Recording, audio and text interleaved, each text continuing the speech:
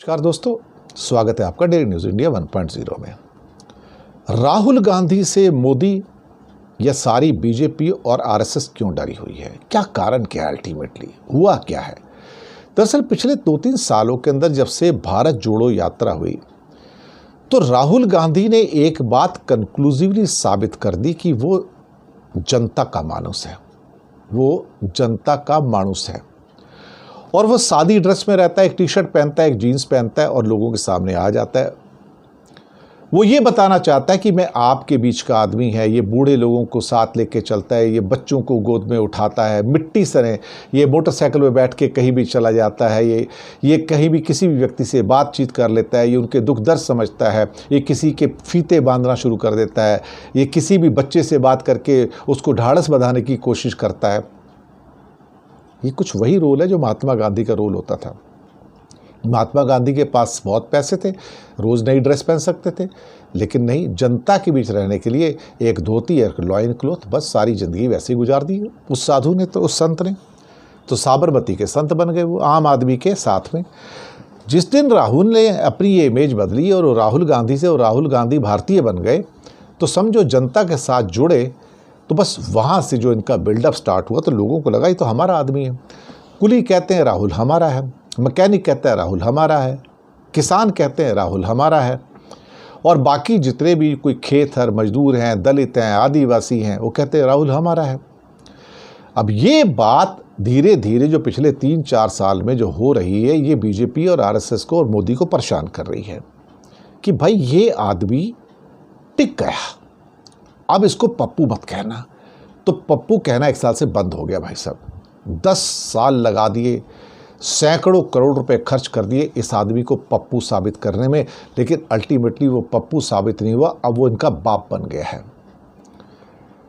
राहुल गांधी है लंबी रेस का घोड़ा, और राहुल इस समय जो बात कर रहा है और जिस ढंग से पार्लियामेंट के अंदर भी उन्होंने शुरुआत की है, वो अपने आप में आप यकीन मानिएगा उससे मोदी भी डरा हुआ है और विपक्ष तो उत्साहित है ही, और पूरा पक्ष डरा हुआ है इस टाइम। राहुल अब एलओपी बन के खड़ा होता है तो बाकियों को बैठ जाना पड़ता है। राहुल ने आते इल्ज़ाम लगाया कि आपने मेरा माइक बंद कर दिया, तो चौंके मैंने आपका माइक बंद नहीं किया, मेरे पास बटन नहीं है। लेकिन जिसके पास बटन है वो तो स्पीकर के अंडर में है। वहाँ जो इंजीनियर्स की टीम बैठी हुई है, जिनके हाथ में सारे बटन्स हैं, वो बटन किसके इशारे पे चलते हैं? वो तो स्पीकर के, क्योंकि वो स्पीकर का हाउस है, तो स्पीकर का ऑर्डर फाइनल है कि किसका बटन बंद करना है, किसका नहीं दिखाना है।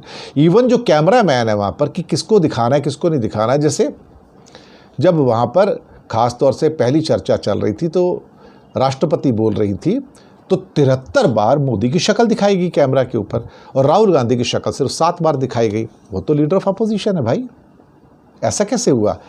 तो कैमरामैन को कौन कंट्रोल कर रहा है?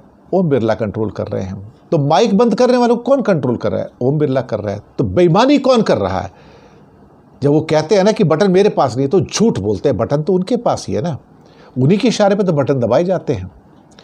तो डरा भी किस लिए है? डरने का कारण क्या है? डरने का कारण सारा ये है दोस्तों कि आरएसएस भी डरी हुई है, क्योंकि राहुल गांधी की इमेज जिस ढंग से चलती जा रही है, उनको पता है ये लंबा घोड़ा है और ये उगता हुआ सूरज है, और मोदी जो है ढलता हुआ सूरज है। मोदी का तो और 1-2 साल बचे, 3 साल बचे, उसके ऊपर नहीं उनकी लाइफ। आरएसएस को डर ये है कि बीजेपी के पास कोई लीडर ही नहीं है। बीजेपी एक लंबे वनवास के अंदर जा रही है, लंबे वनवास के अंदर। और मैं आपको यकीन बताऊं, एक बार को बीजेपी सत्ता से बाहर गई तो 50 साल वापस नहीं आएगी वो, क्योंकि दूसरा मोदी पैदा होने के लिए और 50 साल चाहिए इनको। और फिर सवाल ये पैदा होता है कि आरएसएस क्यों डरी हुई है? आरएसएस इसलिए डरी है कि बार बार अपने लेख लिख के बोलती है कि हम तो राजीव गांधी को भी सपोर्ट करते थे, इंदिरा गांधी को सपोर्ट करते थे। दरअसल वो कांग्रेस को पटाने के चक्कर में कि भैया अगर तुम्हारी सरकार आ गई तो मेरे को मार मत देना। और राहुल कई बार कह चुके हैं कि आरएसएस जो एक फासिस्ट ऑर्गेनाइजेशन है और इसका हिंदुस्तान से जाना ही उचित होगा।